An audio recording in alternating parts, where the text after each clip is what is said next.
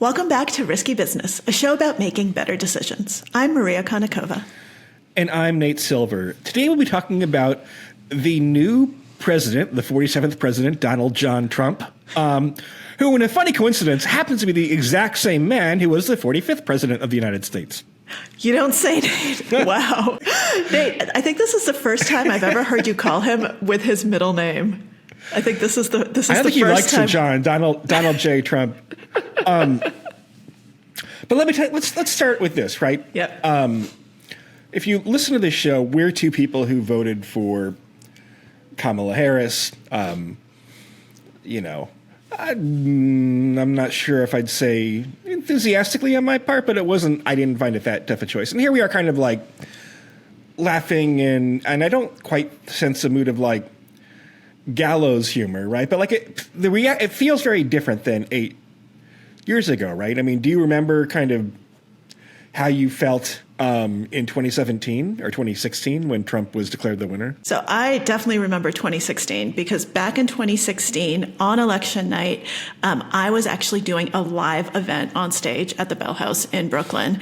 Slate was doing kind of this thing with some of their podcast hosts, and I was part of the Just podcast. I did a segment called Is That Bullshit? So I was on stage commenting on this, and the mood in the room just like went from like yay happy to like holy shit, what's going on, to the point where I actually left, tapped out, went home, and said, you know what, you guys can cover this, and I will not. It's a nice venue, the Bell House. It's very Brooklyn, right? And you can imagine the panic in this nice, warm room that begins to ensue as all the returns are going to Trump. Yep, that's exactly what happened, and I just couldn't take it anymore. This time around, I think it was more expected, in a sense. Like, of course, I really wanted Kamala Harris to win, but I was not nearly as shocked.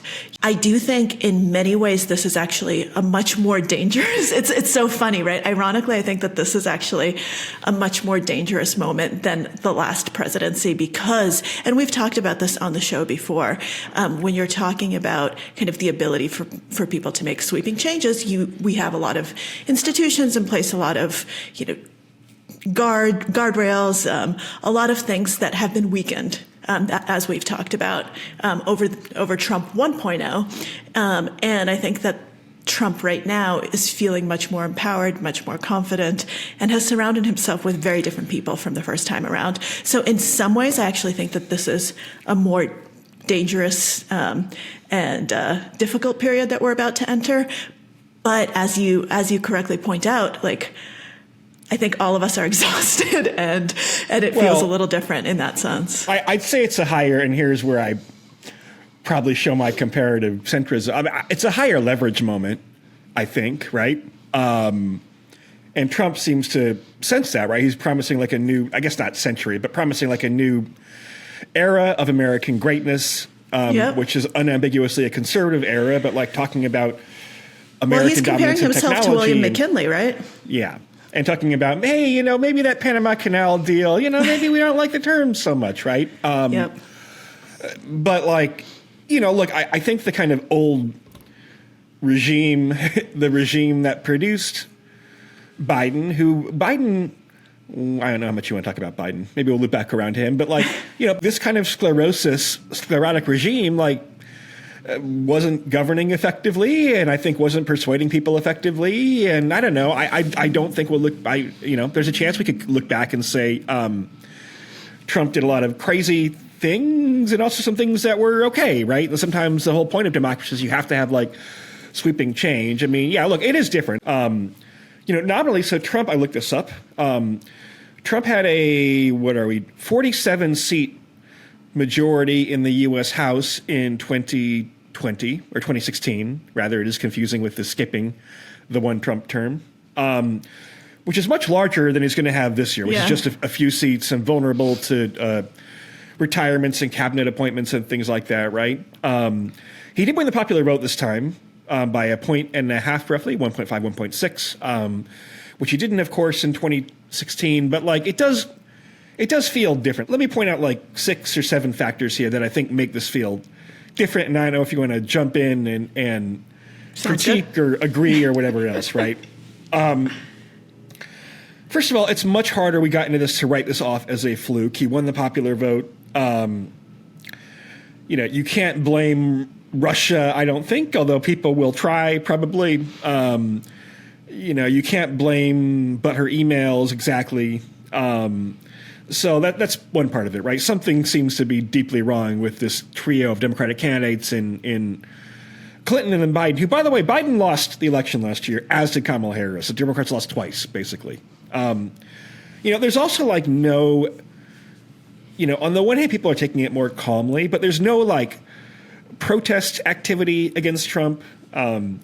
Instead of surging, subscriptions to these liberal newspapers like the Washington Post, they have lots of issues, frankly, but are down. MSNBC ratings, I'm sure they were good yesterday, aren't doing that well, right? Mom and dad are fighting. The Biden and Harris teams are fighting over whose fault it was. Mostly Biden's, by the way. 98.9% Biden's.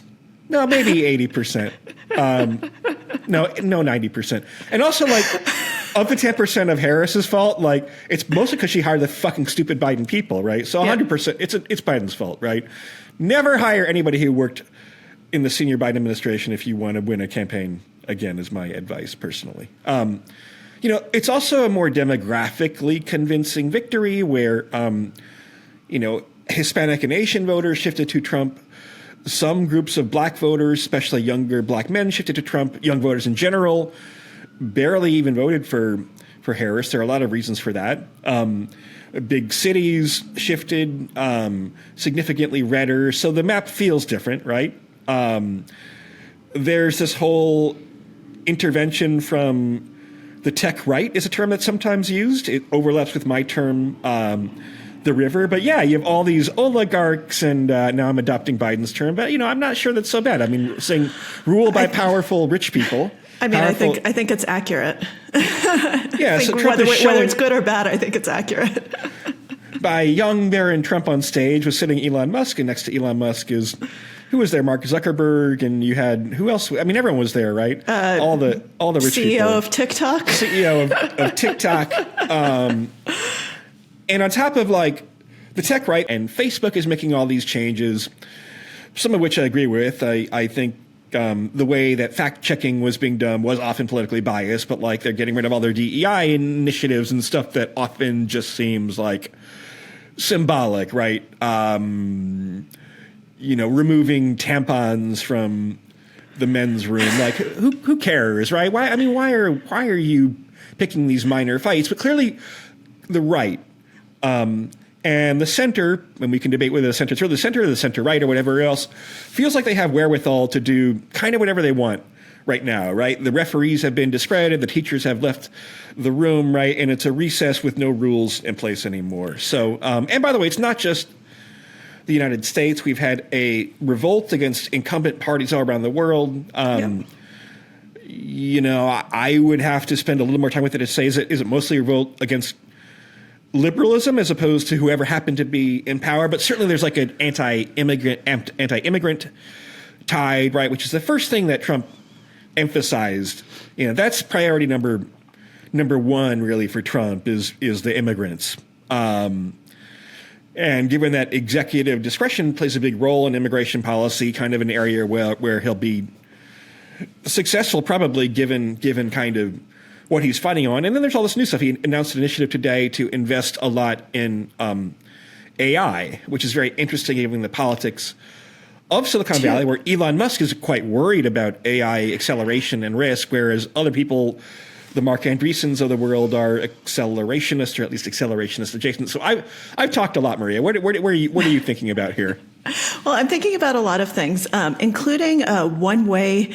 I think that what you were saying about kind of the the teachers are out and we're at a supervision-free recess is actually a really nice way of looking at this, because last week on the pod we talked a lot about the fact that irrational exuberance is still alive and well, and I actually think that that's kind of a theme in how the types of decisions that Trump is making and how he's thinking about risk and how his kind of the people surrounding him are thinking about risk right now, which is infused with this irrational exuberance that, we can get away with anything. And I think that is prompting some things that are clearly overreach, right? Like trying to do an executive order that gets rid of birthright citizenship. You can't do that, right? Like that's just unconstitutional. That is part of the Constitution. That is going to have to be an amendment process.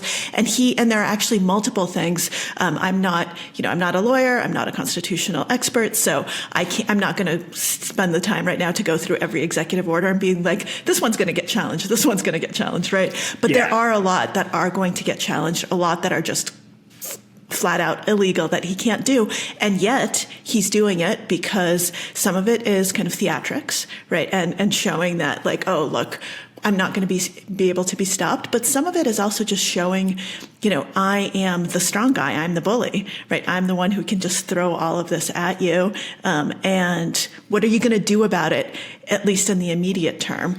And it's very funny that you have someone who's comparing himself to McKinley, U.S. history lesson. That's not a president that normally people compare themselves to, because that was not necessarily kind of the finest moment of American history, but someone who liked to take things. And so at the same time, he's saying, let's grab the Panama Canal. I'm going to rename. This is no longer going to be Gulf of Mexico. And I deserve the Nobel Peace Prize. Right. Okay, so let's have a draft of. So all the Canadian provinces are eligible. Greenland, Panama Canal. Right. What's your first pick? Ontario, British Columbia? Yeah, I mean, I think that Ontario is probably a good one, a good first pick. Big blue. It's a big blue state. It's what's going to be like probably 26 electoral votes or so. That might be a mistake for. It might be a mistake, but he's not going to want Quebec because those are French speakers, and we don't like foreigners around here. Got to go for the nice English speakers, and I think that we just need to kind of put this, try to figure out, like, obviously we know where he's coming from, right? Like, and it is this very hubristic, like, I can just do anything right now. But also, as you said in the beginning, like, with the, like, what kind of shift is this going to be? Will that lead him to kind of taking it a little bit too far where there will be pushback because he doesn't have the majority that he had before, right? He doesn't have those numbers. Is he going to bring it to the point where people, even in the Republican Party, are going to say enough? So far, we have not seen evidence of the fact that this is going to happen, right? It seems like all of his confirmations are going to go through. It seems that people are just not caring and they're going along with it for now. But what's going to happen, in 6 months? Yeah, look, that's one important difference is that you have these much narrower congressional majorities. And in fact, relatively little, I was making a list of predictions of like what Trump will or won't do. Very little of this involves passing legislation through Congress in the first place, right? Very little of it, right? I mean, they already passed the Republican House some bill on youth gender participation in sports, right? They can't pass that through the Senate anyway without getting a filibuster-proof majority. I don't think they will. Democrats are pretty unified enough to prevent them from getting 60 votes, right? And so that'll have to be done by executive order and then litigating it in the courts, and Chief Justice Roberts and the other conservatives will have to decide where they draw the line. I think birthright citizenship is one place where they probably will, right? Or Trump running for a third term. Let's hope things so. Like that. I mean, look, I'm not a constitutional scholar, but it seems pretty clear to me. But so one big difference is that we aren't the only ones who were less surprised by Trump's win as compared to 8 years ago, right? Trump himself was pretty surprised by 2016, right? And there weren't a lot of people who looked at this piece of real estate, the Trump 2016 campaign versus Trump 2024 campaign, and began to plant their flags there. Peter Thiel was a notable accepted. He's been quiet actually in this election relative. I don't think he was there necessarily. But like this time, people were like, okay, look, Democrats are so fucking stupid. They're running Biden again, right? And so we might own the presidency, perhaps also the Congress, but most importantly, the presidency, right? For 4 years, and it's a powerful executive. And Biden, I think, did little to diminish the power of the executive, by the way. And so, yeah, let's actually have a fucking plan of things that we can actually accomplish, some of which are intended as free rolls. We would use a poker term, right? Like if you want to remove the birthright citizenship stuff, right? What's the chance the court will uphold that? I don't know. I'm guessing 10% or something, right? Or maybe there's another 10% chance of some halfway in the door, but it doesn't cost you anything really, right? You get liberal tears and liberal outrage no matter what. You distract them from... Yeah. I think that the distraction is part of it. That's what I was saying. Like, just try to overwhelm people, right? And you throw stuff that is just blatantly unconstitutional in there, but then like you're putting out all of these fires, and it does prevent you from doing something else. I have a question for you, Nate, on another topic that we've talked about many times on the show, P-Doom. So because of what Trump has kind of done with AI in his first 24 hours, so first he rescinded the executive order that Biden had put into place, right, that had asked big AI companies to loop in the U.S. government, right, and to kind of tell them, be transparent with what they were doing with the technologies, et cetera. That no longer has to happen. And because he does seem to be on like team, yay, let's go. And even though Musk is close with him, as of now, you know, it seems like Musk is right now more trying to placate Trump and stay in a position of power than he is necessarily trying to kind of counteract him and say, no, like this isn't good. Because he didn't say as much as bat an eye about the electric vehicle stuff either. So it seems like he's trying to be kind of on team Trump right now. So I think my question for you is, what do we think the P-Doom probabilities from AI are? Like, are there things that he's going to do in the next 4 years, right, in terms of his policies that are going to be much more difficult to roll back, much more difficult I think to talk about? What do you think? Look, I mean, Elon won this big fight against Trump or against MAGA on H-1B or whichever visas, on skilled immigration visas.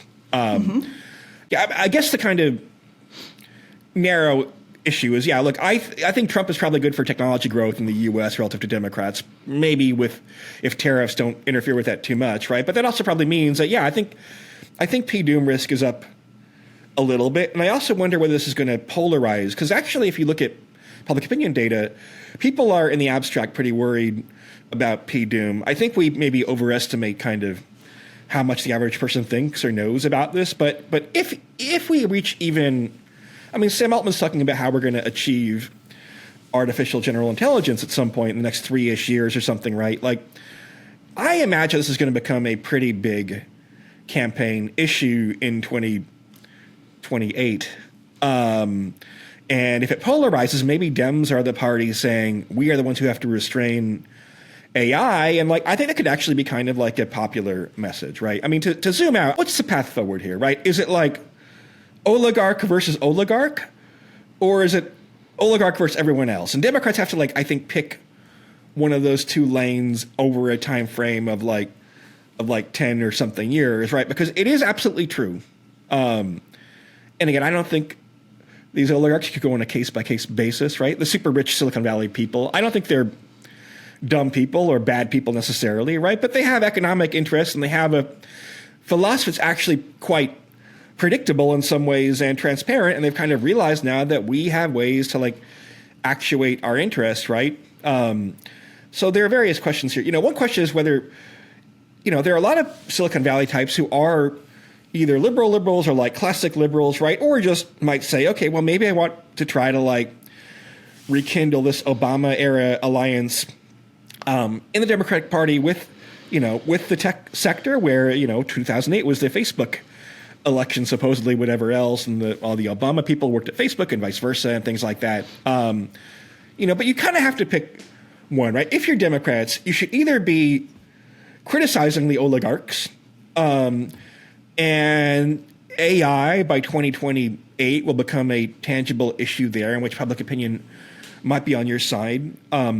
Maybe climate. I think it's a little more complicated, right? But because they tend to be a little bit more sensitive to climate change. Or do you want to like draft your own Mark Cuban or dissident, or like who knows how long Elon's relationship with Trump will last, right? Maybe Steve Bannon wins that fight. Eventually, Vivek Ramaswamy has already been ousted from Doge.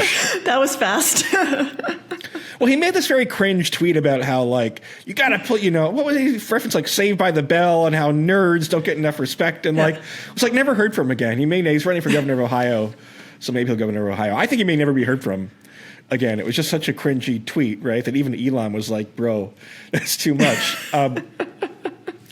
But Democrats have to, like, pick a lane. And I think the stuff about the fact that there is this concentration of wealth and power is quite, it's true, right? I mean, it's true that, like, and again, I'm a fucking neoliberal capitalist, right? But it is true that that more and more wealth and power is being concentrated in fewer and fewer hands, especially at the very, very, very, very, very top end, right?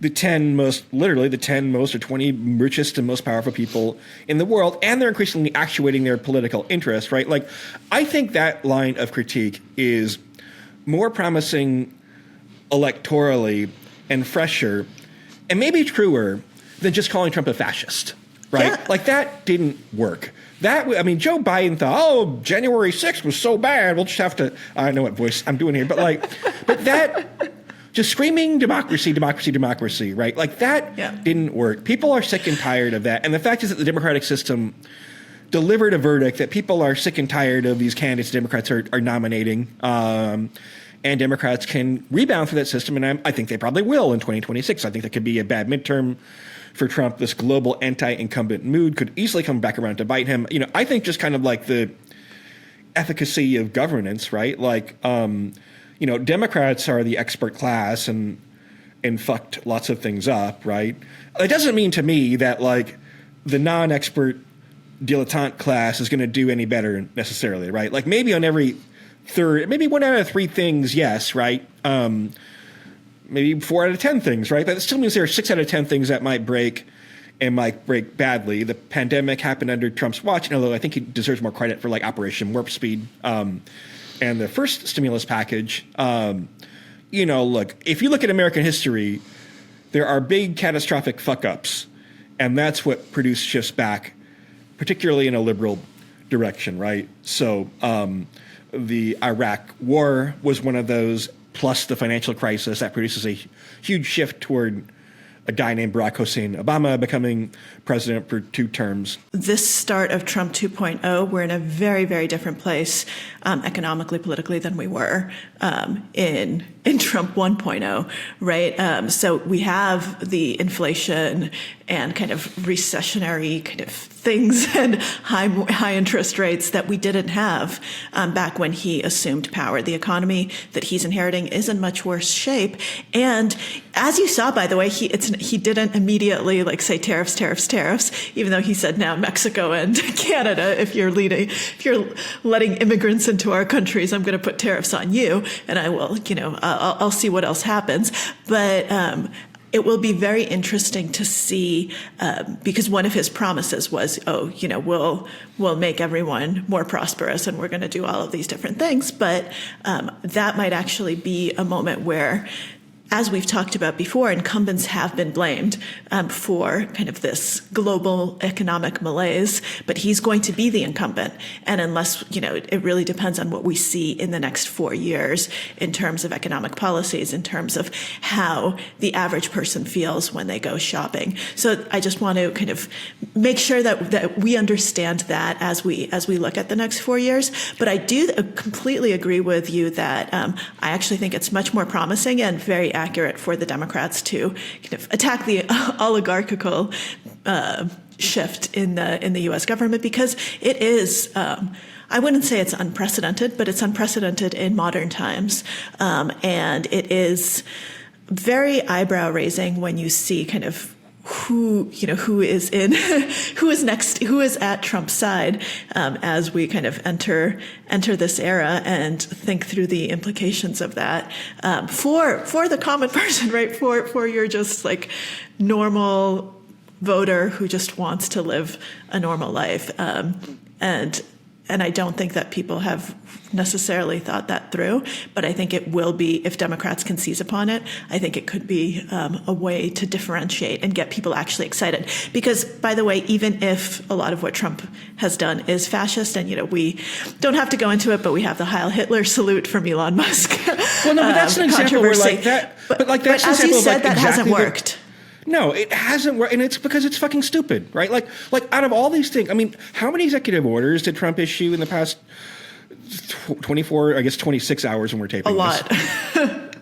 Like, he repealed the Biden AI executive. Yeah. I mean, like focus on shit that don't repeat the mistakes of 8 years ago. The thing that wasn't a mistake, I mean, you had like the women's marches in like organized opposition. Like that seems to be like something you should do anytime you're the opposition party. Like who's in charge of the Democratic Party right now? I mean, who's the leader of the Democratic Party right now, right? Barack Obama, I guess, kind of. Maybe, beats me. Yeah, I mean, the Trump people spent more time strategizing for this moment, and I guess that makes it easier when it's Trump's way or the highway in the GOP, right, where there's no kind of equivalent figure in the Democratic Party. But look, ordinarily there would be a strong case for mean reversion, meaning there are all these ways from the effectiveness of governance to overreach. I mean, we talked a little bit about this kind of like pent up recess lady is away for a few minutes kind of frustration. I think there might only be so much tolerance for beating up on immigrants and trans people, and kind of once the needle moves on some of these issues, then it will become kind of gross and like tiresome and things like that, right? I think there might be a limited tolerance for that. I certainly There's some hope so. corrections of like free speech and the fucking misinformation people, right? Like fuck them.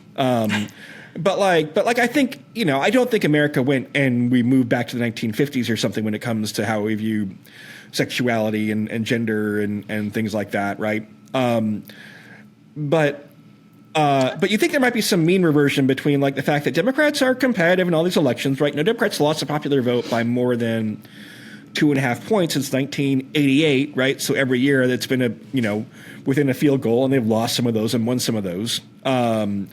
Democrats will probably take over the House, probably not the Senate, in 2026. They own a lot of these governorships. They have a bench of younger governors who are all better than the last 3 people they nominated for president, frankly. And now if you have this continuous anti-incumbent sentiment, then that benefits Democrats in 2020. Or 20, God damn it. So confusing. So many years. I know. Everyone's timeline is fucked up. But I look, if Democrats, let's run back the playbook, but nominate a better candidate than Kamala Harris, and this time inflation and the fuck ups of the White House help us and not hurt us. I mean, there's a 50-50 chance that works, maybe better than 50-50. But I don't know if that actually kind of like wins the culture war or the political war in the long run, really. Well, I think that the pendulum shift is an interesting way of looking at it, because to go back to kind of where we started the show, which is kind of part of this irrational exuberance that Trump is exhibiting, he may push things too far, even with the tech stuff. Like we saw, he has, in the last week, we've seen the launch of a Trump meme coin and a Melania meme coin. And even the crypto community is like, dude, right? Like what is going on here? This is not a good look. This looks like a very scammy, icky type of thing. And rather than being like, yeah, you go, they're like, wait, hold on a second, right? Like, this might be a step too far. And these were some of his biggest supporters. And so if he keeps kind of doing things like this, if he keeps attacking immigrants the way he has, and attacking, transgender, like, oh, there are only men and women, all of these things where he's really just pushing it way too far, including things that you mentioned, like, oh, no more tampons in the Facebook bathroom, which, like, no matter who you are, you're like, what the fuck, right? Like, what in the world are we even talking about, right? I do think that maybe then people will start finally reacting. Maybe not, right? I'm choosing to believe that humanity will react against this. I mean, you did have a lot of, under the Democratic presidents, but actually more under Biden than Obama, right? You did have a lot of, like,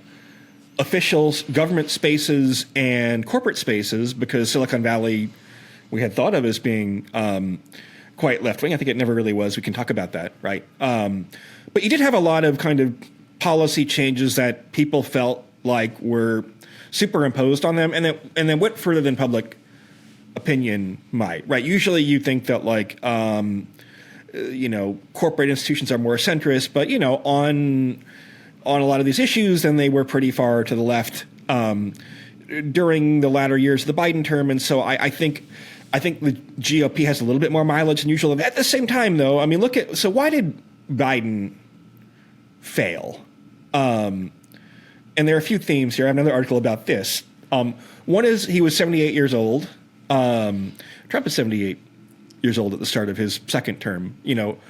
Unlike, fortunately for Trump, he can't run for a third term unless he tries to get the Constitution changed. And so there's not that temptation, right? But you have issues of, like, performance and cognitive fitness that I think are valid to ask of any 78 years old. Absolutely. Two, Biden thinks he has this big sweeping mandate, and he does win a majority of the vote, which Trump didn't, and a wider popular vote margin, about the same in the Electoral College. But it was kind of conditional, right? It was kind of like, oh, the last guy really fucked up, especially on COVID, and so he kind of overreached and overread that mandate. And three, he was kind of like bogged down by lots of policy commitments to groups who were acting in their own interests and not in the long-term interest of the country or of Biden's party, right? Just last week, Biden claimed that we have a new 28th Amendment, right? This Equal Rights Amendment, which was a simple amendment that just kind of said, okay, we're explicitly saying that women are equal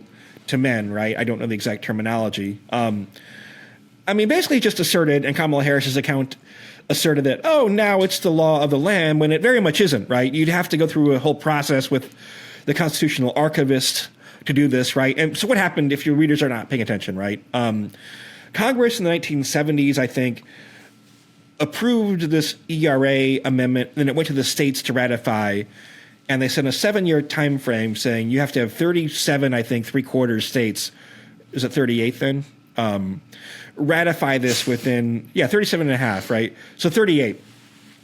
38 states must ratify this in, I believe, 7 years. And they didn't get there. It was like 36 or something, right? A couple of states then rescinded their approval of it, right? But then later, like Nevada and Virginia, like in the past 5 years, approved this. And so it's a radical judicial overreach argument that, oh, well, actually this thing that Congress put in the law, that's overridden by other provisions of the Constitution. Oh, and by the way, the fact that 5 or 6 states rescinded this, just ignore that too, right? But this is something that, like, I would say radical left groups that have a different interpretation of the Constitution were pushing Biden to do. And so it just looks fucking stupid. In your last week in office, right, you're like doing this, making this fake amendment up, and then pardoning your family.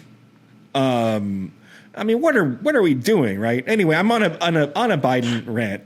But the point is that, like, the overreach of, like, an old president who has a lot of people who are pushing for things and pulling for things and has a limited amount of bandwidth, and I watched Biden's speech from 4 years ago, and, like, Trump kind of thought he was this, or Biden thought he was the savior, right? Oh, I've been this difficult time, but I'll deliver justice from systemic racism on top of solving the COVID pandemic and the economy, right? And climate change. I'm going to solve it all, right? And Trump says the same thing. He's like, well, God saved me from that assassin's bullet. I was put here for a reason. And like, I don't know, neither man is very introspective, I would say. I want to clip your last 30 seconds and then run it. If Risky Business still exists in 4 years, which I hope it does, run it at the end of the Trump presidency, because what you just said basically could be exactly like word for word, how Trump is acting right now. 78-year-old man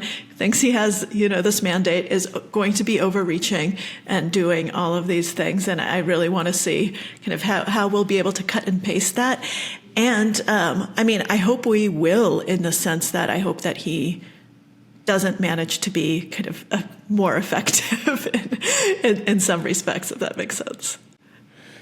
Yeah, and again, there are restraints in the form of, we'll see what the courts do. The courts are the courts are something we've talked about a lot on the show, haven't talked about today, don't need to talk about much today, but that is something that has changed in the last 8 years. Please continue. Can I just make a request of the internet, or not the internet, the media, right? I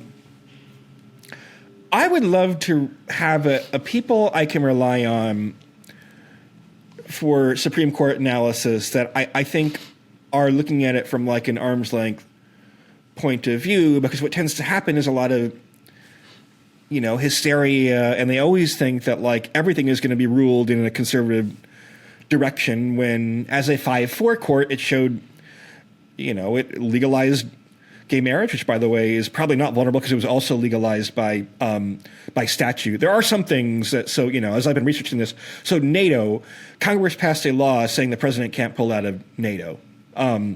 Trump can and maybe will try, but like that goes to litigation. But like I want more court analysis from people who aren't super blue-pilled and can be quote unquote objective, both about the law and about kind of just how the court empirically behaves. I do think the court will see it. Look, if it says, there's some end around to birthright citizenship, that would be, I think, a very bad sign, right? Because then it means there's like not really any restraint, right? My priors are that you're going to have a fair amount of restraint. But I would love to have more go-to sources on that.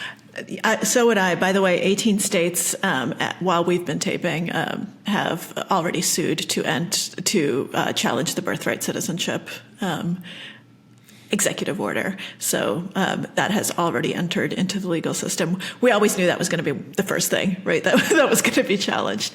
But so we're seeing some of it. And yes, I think that if the Supreme Court, by the way, rules that there's a way around this, then that's just going to kind of confirm everyone, including mine, worst fears, that like this is just a complete sham, right? So let's hope that they don't. But the legal system has changed a lot in the last 8 years, and that is one of the guardrails that has become shakier. So it's interesting that you obviously that you're pointing out that gay marriage is protected, but there's no guarantee that things like that will remain protected if we start going down the slope of like, let's get rid of all of these rights that have been protected for a while. So I hope it remains protected, but it's one of these things where, I think we all have to be on alert. I guess part of what I'd say is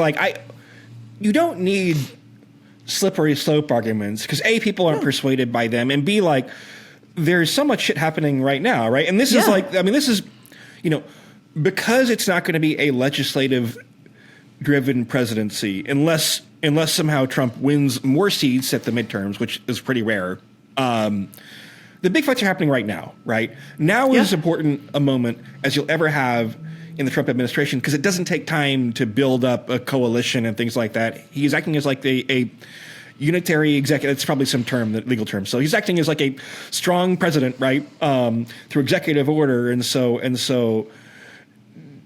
Look, you're also in an environment, people have incentives. I'm sure that the Elon making the some person called it. It's an Italian salute. I don't know. I mean, probably a bad look, but like, don't waste bandwidth cycles on that. But like, I'm also sure that like alarmist Roman salute, our producers are saying, hey, look, just a Roman salute. But like, focus. But the incentives are not to focus. The incentives are for your X feed or your Blue Sky or your Substack or whatever else. The incentives are for outrage media. Right. And I think that we need to band together, and instead of the outrage media, as you said, focus, try to figure out what's happening, like what are the fights, how do you like make a logical argument, and what do you do about it, as opposed to get outraged at every one of these little things, because Trump is going to win that fight. Trump is incredibly good at getting outrage media on his side. And right now he has Musk on his side, and Musk controls X. So he is very good at kind of that thing. That's his forte, right? The social media kind of outrage type of thing. So I think not falling for that and to remain focused is, in my mind, one of the best things that we can do is how we allocate our attention, and then how we allocate our resources, as opposed to just, getting distracted and going all over the place, which is what he wants us to do. So let's I think this is like a good battle tactic from the old greats of, Sun Tzu and Clausewitz and all of the battle tacticians that I read, way back when. When the enemy tries to distract you, don't fall for it, right? Figure it out, get focused, and have a good plan of attack yourself. Don't let them set the rules. Figure out how to set the rules yourself. I don't even see it as a we or that. I see myself as like an intellectual free agent. I think I'm never going to become Team Trump per se, but like, look, I like the pro-growth stuff and the free speech stuff and some of it, right? And so like, and I don't think the Democratic Party has offered very strong leadership over the past couple of cycles necessarily. And so, I see we as like an American citizen. I'm saying we as like protecting the American people. You know what should be the 28th Amendment? What is? An amendment limiting presidential pardon power. At the very least to like self-pardons and the family and things like that, right? We need an amendment to the Constitution to prevent presidential pardon powers from being abused. I agree with you that presidential pardons are being misused right now. I don't know that that's our number one amendment priority, but your point is taken. And I do think that it's been, it's a little bit ridiculous, this kind of tit for tat type of presidential pardons that we've seen in the last 48 hours. We'll see who. I think that we can go back to end with our like little kids on the playground or recess analogy. Let's see who can become adult more quickly, right? Like who's going to be able to emerge from this and stop finger pointing and doing silly stuff and getting distracted and like get their shit together and actually think through the future of the country in a mature way. This is a challenge to both Republicans and Democrats. I think this is a challenge to our entire government, and I hope that they rise up to the challenge. And this week, for Pushkin Plus subscribers, we're going to answer a listener question. Why don't Nate and I have a driver's license? Which, by the way, the listener is wrong about one of those two people. Kenny, I now have a driver's license. I have. Yeah, I've driven it. Yeah, I've driven. Nate has driven with me, and I did not crash us. Right? I did a good job. I took driving lessons after I, moved to Nevada. You need to have a driver's license and know how to drive. So I took lessons, and I am now the proud possessor of driving skills. Before that, I did not have a license because I've always lived in the city, right? As an adult, I've lived in New York and my entire adult life, and you do not need a driver's license. You do not need a car. It's very hard to have a car in New York. We talked last week about congestion pricing, but even before that, parking is a pain in the ass. Driving is a pain in the ass. And I grew up in Boston, and I think Boston, a lot of people will say, is the worst city in the country to drive because Boston drivers are very aggressive, very unpredictable, and Boston streets are horrific. So I'm also the youngest of 4 kids. So people always drove me around, and I skipped a few grades in school, skipped one grade, but was young to begin with. Yeah. So I couldn't get a license until after I graduated. And by that point I went to college. Our producer is asking if you drive like a Bostonian. No, I do not drive like a Bostonian. Was that a question to you or to me, Maria? No, I didn't notice any Bostonian tendencies. I thought Maria drove pretty well. I think we got lost in a casino parking lot. Am I mixing this up? But like maybe it was with someone else. It's confusing though. Those casino parking lots you go around in circles and they change it. Yeah. But the driving itself seemed good. I appreciate that. No, that was with me. I drove us in circles a few times, but then I got us out of there. I hate casino parking lots. They're designed like casinos. Casino design is meant for you to get lost in there so that you end up having to walk past all the different machines. And like, you just get, if you look at the old casinos, right, like a Caesars, your sense of orientation goes out the window. It changed. Steve Wynn actually changed the design elements, and it's much more pleasant and open, and you don't get lost like at Encore the way that you do at Caesars. But I feel like casino parking lots were designed by the same principle, like how the fuck do you get out of there? And it's impossible sometimes to figure out like where the exit is, where the exit is not, and you find yourself going in circles. And I just want to say there are no slot machines in the garage. Just make it easy. Well, make it easy for me to get out. I know how to solve that problem. But Nate, yeah, you're a New Yorker, so I think that answers why you don't have a license. Well, I wasn't originally. I grew up in Michigan. I grew up in Michigan, the automotive state. Okay. The short-ish version is like, I was kind of a klutzy kid. I failed my initial driving test. I then Nate, passed. I didn't know that. Yeah. I'm more coordinated now than I used to be. I then passed. I then got, however, I took a class at like Sears. God, I'm fucking old, right? And got a permit. And my dad was like, but you got to drive another 50 hours with me before I sign off on the license. And then I do some of that. But then I go to college in Chicago. And then and I've lived in Chicago and New York my whole life since then. So, and my partner drives. We do have a car. So it just kind of hasn't quite been worth the investment, but it'd be fun. It'd be fun to I don't know. Well, prove people wrong. I don't know. But I feel like, would I be a good driver? Probably not. High variance, I think.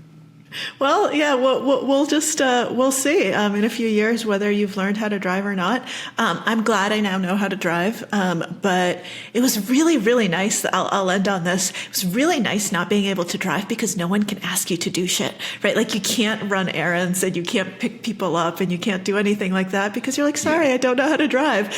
But now that excuse no longer applies. So there was part of me that actually really liked the fact that no one could ever ask me to run any car-related errands.